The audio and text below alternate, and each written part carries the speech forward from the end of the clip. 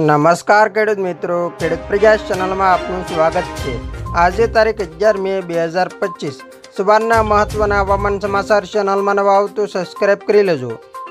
ગુજરાતમાં હવામાનનો મિજાજ ફરી પલટાયો છે અને રાજ્યના કેટલાક વિસ્તારોમાં કમોસમી વરસાદની આગાહી કરવામાં આવી છે। હવામાન વિભાગ દ્વારા આગામી 3 કલાક માટે રાજ્યના 10 જિલ્લાઓમાં ભારે પવન સાથે વરસાદની આગાહી કરવામાં આવી છે, જેના પગલે લોકોને સાવચેતી રાખવા સૂચના આપવામાં આવી છે। હવામાન વિભાગ દ્વારા કરવામાં આવેલી આગાહી મુજબ ગુજરાતમાં આગામી 3 કલાક દરમિયાન ભારે વરસાદની સંભાવના છે। આ વરસાદ ભારે પવન સાથે આવશે તેવી પણ ચેતવણી આપવામાં આવી છે, જેના કારણે ખેડૂતો અને સામાન્ય નાગરિકોમાં ચિંતા જોવા મળી રહી છે। હવામાન વિભાગની આગાહી પ્રમાણે આજે રાજકોટ, જામનગર, પોરબંદર, જૂનાગઢ, અમરેલી, ભાવનગર, કચ્છ, મોરબી, ગીર સોમનાથ, બોટાદ અને દીવમાં ભારેથી મધ્યમ વરસાદની સંભાવના છે। આ વિસ્તારોમાં ભારે પવન સાથે કમોસમી વરસાદની શક્યતા હોવાથી લોકોને સુરક્ષિત સ્થળોએ રહેવા અને જરૂરી સાવચેતીના પગલાં લેવા અપીલ કરવામાં આવી છે।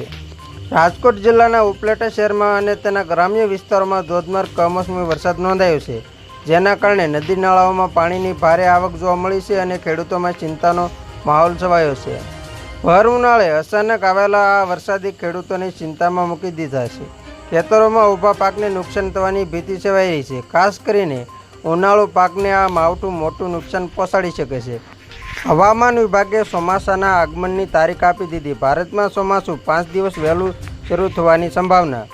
હવામાન વિભાગના જણાવ્યા અનુસાર આ વખતે ચોમાસું કેરળના દરિયાકાંઠે સમય કરતાં 5 દિવસ વહેલા પહોંચી શકે છે।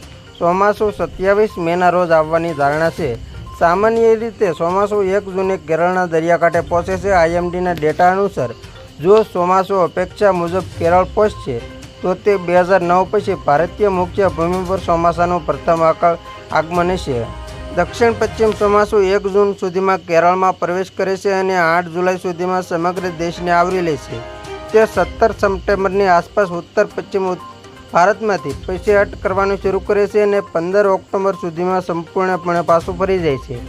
IMDએ એપ્રિલમાં 2025ના ચોમાસામાં સામાન્યથી વધુ કુલ વરસાદની આગાહી કરી હતી અને ભારતીય ઉપખંડમાં સામાન્યથી ઓછા વરસાદ સાથે સંકળાયેલ અલ નીનોની સ્થિતિની શક્યતાને નકારી કાઢી હતી। હવામાન વિભાગે ફરી 3 દિવસ ગુજરાતના વિવિધ ભાગોમાં વરસાદની આગાહી કરી છે। હવામાન વિભાગ પ્રમાણે રાજ્યના દક્ષિણ ગુજરાતના વડોદરા, છોટાઉદેપુર, ભરૂચ, સુરત, ડાંગ, નવસારી, વલસાડ અને તાપી, દમણ, દાદરાનગર હવેલીમાં વાવાઝોડા તેમજ ગાજવી સાથે વરસાદની આગાહી છે। તો ખેડૂત મિત્રો, આ હતા સવારના મહત્વના હવામાન સમાચાર। ફરી વખત મળશું નવી અપડેટ સાથે। ત્યાં સુધી જોતા રહેજો ખેડૂત પ્રયાસ યુટ્યુબ ચેનલ।